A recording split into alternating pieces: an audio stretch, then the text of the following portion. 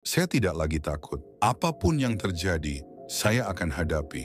Karena saya percaya hidup ini bukan sekadar berjalan mengikuti arus. Hidup ini bisa saya bentuk dengan tangan saya sendiri, dengan keberanian saya sendiri. Dan saya yakin kamu juga bisa. Banyak dari kita menjalani hidup dengan rasa ragu. Bukan karena kita tidak punya kemampuan, tapi karena kita terlalu sering bertanya, kalau gagal gimana? Kalau orang lain ngejek gimana? Rasa takut itu pelan-pelan menahan langkah kita.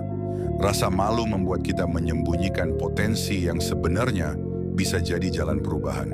Kita jadi penonton di hidup sendiri. Bangun tidur, rutinitas, lalu tidur lagi, tanpa benar-benar merasa hidup. Padahal perubahan itu bukan milik orang-orang hebat saja. Perubahan milik siapapun yang berani, termasuk kamu. Langkah pertama untuk berubah adalah mengakui bahwa kamu takut. Kedengarannya sederhana, tapi jujur pada diri sendiri itu nggak mudah.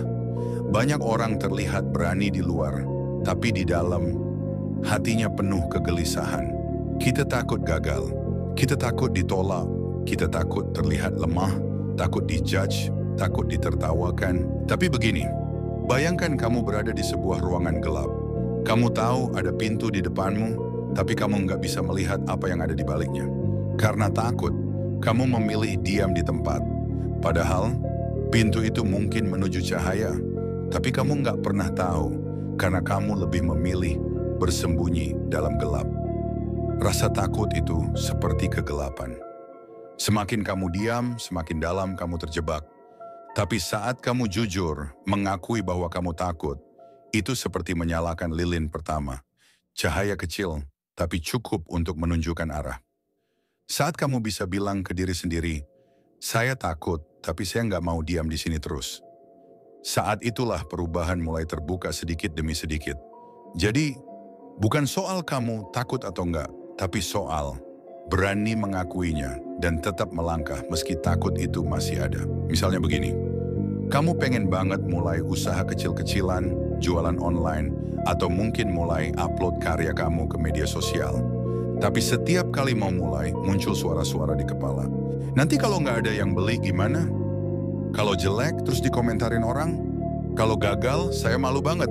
Nah, saat itu terjadi, jangan buru-buru kabur dari rasa takut itu. Duduk sebentar, hadapi, akui, katakan ke diri kamu sendiri, iya saya takut, tapi saya juga tahu, kalau saya nggak mulai sekarang, saya akan tetap di tempat yang sama. Lalu coba lakukan hal terkecil yang bisa kamu mulai. Bikin satu produk, upload satu karya, kirim satu email. Langkah kecil itu mungkin nggak langsung bikin kamu sukses. Tapi itu jadi titik balik. Titik di mana kamu berhenti lari dan mulai berdiri. Rasa malu seringkali datang sebelum kita melakukan apa-apa. Kita belum mulai, tapi sudah membayangkan orang lain menertawakan. Kita belum bicara, tapi sudah yakin akan direndahkan. Rasa malu seperti bayangan yang membesar karena cahaya ketakutan. Rasa malu seringkali datang sebelum kita melakukan apa-apa. Dan semakin kita diam, bayangan itu makin besar, makin menekan. Tapi ada satu hal yang sering dilupakan. Rasa malu itu nggak bisa dilawan dengan teori. Nggak cukup cuma dipikirin. Rasa malu cuma bisa dikalahkan dengan aksi. Ibarat kamu belajar berenang. Kamu bisa baca semua teori renang di dunia, tonton semua video tutorial, tapi kamu nggak akan pernah bisa benar-benar menghilangkan rasa canggung sampai kamu turun ke air dan mulai mengayuh. Di awal mungkin kaku, tenggelam sedikit, malu dilihat orang. Tapi justru disitulah prosesnya. Makin sering kamu masuk ke air, makin kecil rasa malunya. Karena kamu sedang membangun kebiasaan, bukan hanya keberanian sesaat. Mungkin kamu malu untuk tampil di depan umum, malu memulai konten, malu jualan, malu ngelamar kerja karena takut diremehkan. Tapi coba mulai dari hal kecil. Kalau kamu malu ngomong di depan banyak orang, mulai dari ngobrol sama satu orang dulu. Kalau kamu malu upload karya, coba kirim dulu ke teman yang kamu percaya. Kalau kamu malu mulai bisnis, mulai dari jual ke satu orang terdekat. Yang penting bukan seberapa besar aksinya, tapi seberapa konsisten kamu berani melangkah. Karena satu langkah kecil itu bisa jadi awal dari versi dirimu yang jauh lebih kuat dan percaya diri. Salah satu hal yang sering menahan kita adalah ketidakpastian. Kita nggak tahu apa yang sebenarnya kita inginkan. Jadi kita ikut-ikutan dengan apa yang ada di sekitar kita. Padahal kalau kita nggak jelas sama tujuan kita akan mudah terombang-ambing. Orang-orang di sekitar kita mungkin akan berkata, kenapa nggak ikut aja seperti yang lain? Atau coba ikut tren ini lebih aman. Mereka cuma melihat apa yang tampak di permukaan. Tapi yang penting adalah, kamu tahu, kamu punya tujuan yang lebih besar dari sekadar mengikuti kerumunan. Bayangkan kamu sedang naik kapal menuju pulau tujuan.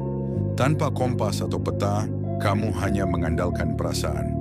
Di tengah laut, angin bisa saja membawa kamu ke arah yang salah.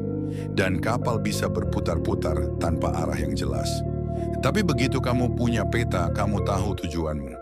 Kamu bisa melawan angin dan memilih jalur yang tepat. Dengan tujuan yang jelas, perjalananmu jadi lebih pasti.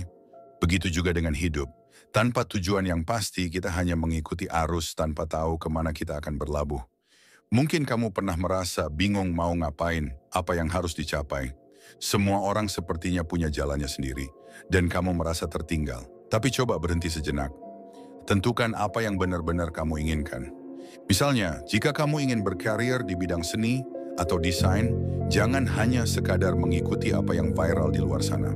Tentukan apa yang kamu ingin ciptakan, jenis karya apa yang ingin kamu buat, dan bagaimana caramu mencapai tujuan itu. Orang-orang nggak akan peduli dengan perjalananmu kalau kamu belum menunjukkan hasilnya. Tapi begitu kamu mulai berjalan dengan arah yang jelas, mereka akan mulai memperhatikan.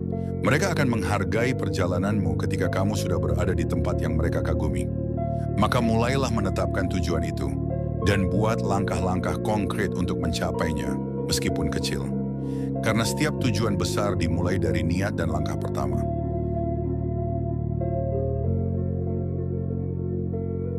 Banyak orang pikir keberanian itu muncul secara tiba-tiba. Seperti muncul begitu saja di saat genting. Padahal kenyataannya, keberanian dibangun dari kepercayaan diri yang dilatih, bukan dari momen mendadak. Dan kepercayaan diri itu nggak bisa tumbuh kalau kamu terus dikuasai oleh emosi. Marah, cemas, iri, malu berlebihan, atau overthinking. Kita nggak sadar bahwa musuh terbesar kita kadang bukan orang lain, tapi pikiran sendiri. Bayangkan kamu seperti seorang sopir mobil. Kamu tahu tujuanmu, kamu punya bensin, dan jalan sudah di depan mata. Tapi kalau kamu terus menekan gas sambil memandangi kaca spion, kamu bisa tabrakan. Emosi negatif itu seperti kaca spion yang terlalu sering kamu lihat. Terlalu fokus ke belakang, terlalu khawatir sama hal-hal yang belum tentu terjadi. Untuk membangun keberanian, kamu harus belajar menatap ke depan. Pegang kemudi dengan stabil. Tahu kapan harus gas dan kapan harus rem. Itu namanya kendali diri. Coba ingat situasi saat kamu gagal atau ketika kamu hampir menyerah. Apa yang kamu rasakan? Mungkin kamu merasa nggak cukup bagus. Atau kamu terlalu marah karena dibanding-bandingkan. Saat itu terjadi, jangan biarkan emosi mengambil alih arah hidupmu. Ambil jeda, tarik napas, rasakan. Lalu atur ulang fokus. Kamu ingin jadi berani? Mulailah dari berani mengenali dirimu sendiri. Percaya bahwa meskipun kamu belum sempurna, kamu sedang bertumbuh. Dan percaya diri bukan berarti kamu selalu yakin akan berhasil. Tapi kamu tetap jalan, walaupun kamu tahu bisa gagal. Saat kamu bisa menahan diri dari emosi yang meledak-ledak, dari rasa iri saat lihat kesuksesan orang lain, dari overthinking yang bikin kamu stuck, disitulah keberanianmu mulai tumbuh, pelan tapi kuat. Jangan berhenti mencoba walau harus lambat. Kadang kita terlalu keras pada diri sendiri. Merasa harus cepat sukses, harus segera bisa ini itu, harus langsung kelihatan hasilnya.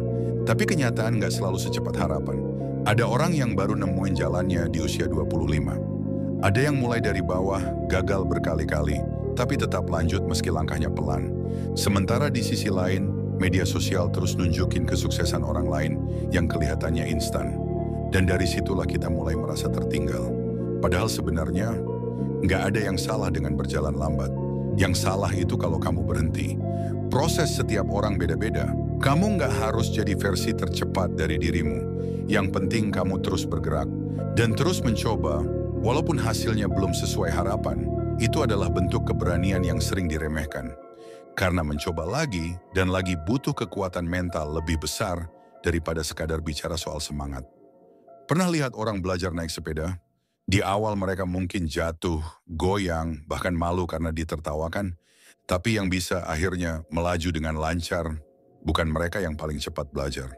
Tapi mereka yang nggak berhenti mencoba. Dan hidup pun sama, kadang kamu jatuh, kadang kamu malu, kadang orang-orang nggak percaya kamu bisa. Tapi kalau kamu tetap belajar dari setiap kesalahan dan terus mencoba, kamu akan lebih dekat ke tujuanmu daripada mereka yang cuma menonton dari jauh. Kamu bisa aja gagal di percobaan pertama. Nggak apa-apa, bisa jadi gagal juga di percobaan kedua atau ketiga. Tapi setiap percobaan itu nambahin satu hal penting, pengalaman. Coba ingat sesuatu yang dulu kamu nggak bisa sama sekali. Mungkin editing, gambar, public speaking, atau jualan online. Lalu lihat sekarang, kamu jauh lebih berkembang kan? Itu semua bukan hasil dari satu malam. Tapi dari proses yang kadang lambat, kadang melelahkan. Jadi kalau sekarang kamu lagi ngerasa lambat, ingat, lebih baik lambat tapi jalan daripada cepat tapi hanya diangan. Jangan berhenti, walau pelan tetap gerak. Kita semua pernah bilang, aku pengen berubah, aku bakal coba mulai besok. Aku yakin bisa, cuma belum waktunya.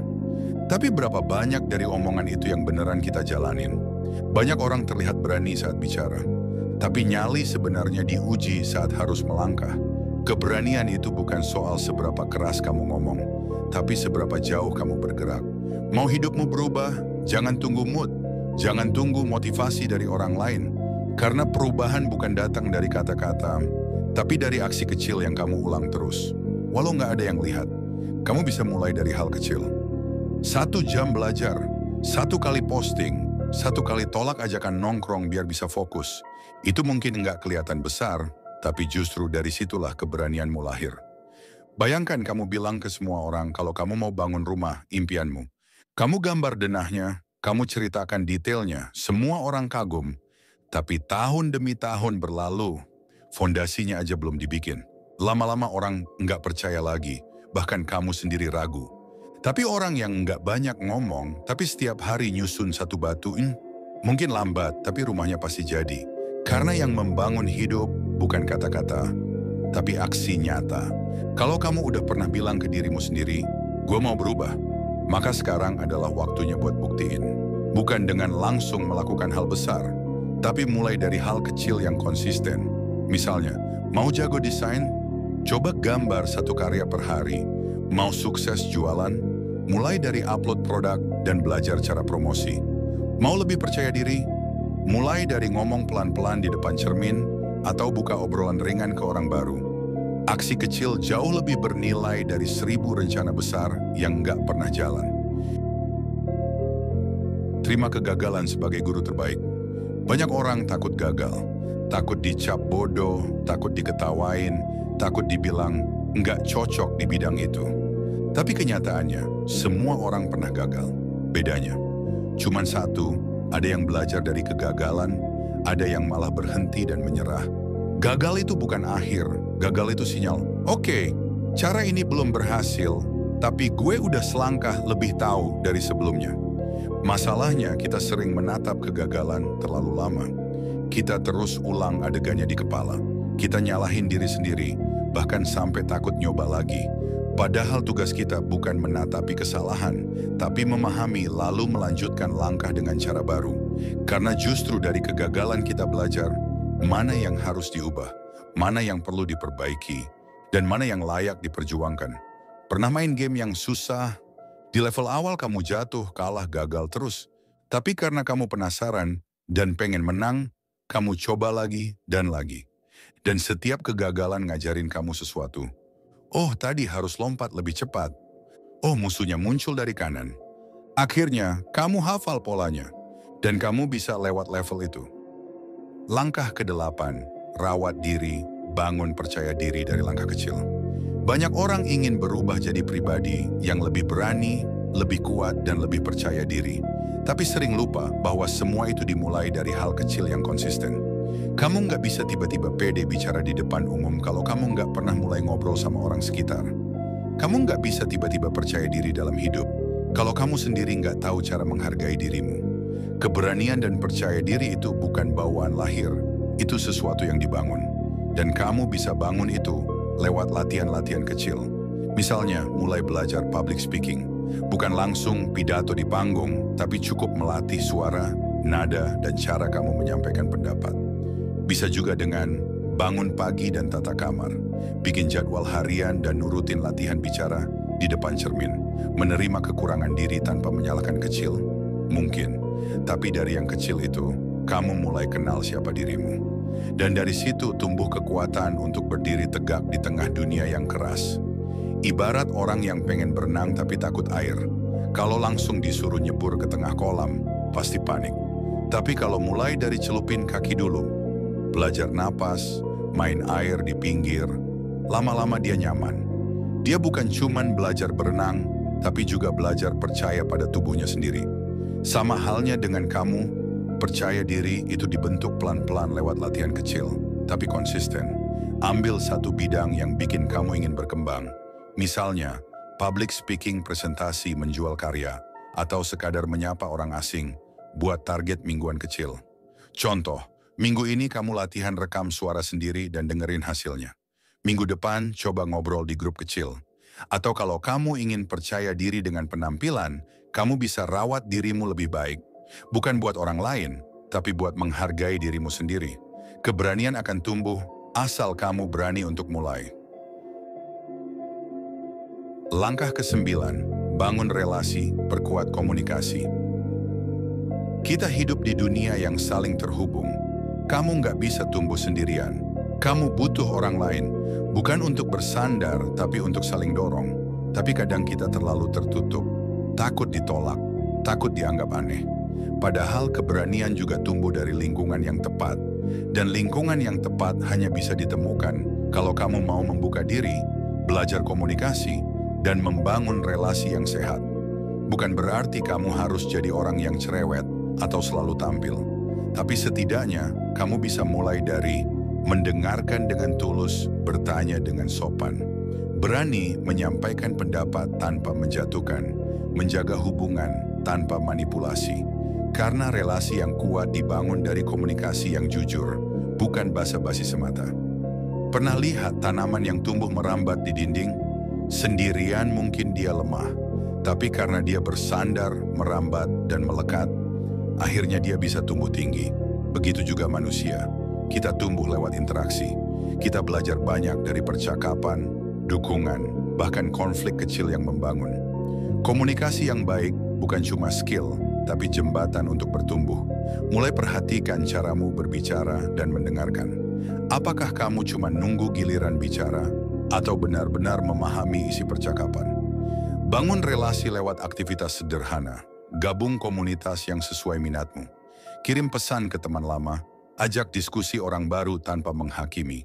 Dan kalau kamu punya visi besar dalam hidup, temukan orang-orang yang sefrekuensi. Karena dengan mereka kamu akan merasa didengar, dimengerti, dan terus tertantang untuk berkembang. Berani membuka komunikasi berarti berani membuka peluang. Langkah ke-10, dengarkan yang bijak, abaikan yang merusak. Saat kamu mulai berubah, dunia akan bereaksi. Ada yang mendukung, ada yang diam-diam iri, ada juga yang terang-terangan menjatuhkan. Kamu harus belajar membedakan mana pendapat yang pantas kamu dengar dan mana yang cukup kamu abaikan. Pendapat yang bijak mungkin menyakitkan, tapi bernilai. Sedangkan cacian dan makian, itu bukan bahan evaluasi, itu sampah emosi. Jangan habiskan energi untuk menjawab orang yang tidak peduli dengan prosesmu. Kamu tidak perlu menjelaskan mimpimu kepada orang yang bahkan tidak percaya kamu bisa berhasil. Bayangkan kamu sedang membangun rumah impianmu. Di sekelilingmu, ada yang bantu ngangkat batu, ada yang kasih saran soal pondasi, tapi ada juga yang cuma teriak-teriak dari luar pagar, nyuruh robohin rumahmu. Orang yang cuma bisa berteriak nggak akan pernah tahu betapa susahnya kamu nyusun satu demi satu bata itu. Jadi kenapa harus kamu dengarkan? Fokuslah pada yang bantu membangun. Sisanya biarkan mereka berteriak sampai lelah sendiri. Kalau ada orang yang mengkritikmu, tanyakan ini ke dirimu. Apakah dia peduli padaku? Apakah dia paham prosesku? Apakah kata-katanya membangun? Kalau iya, dengarkan dan pelajari. Tapi kalau tidak, senyumin aja. Kamu punya hal lebih penting untuk dilakukan.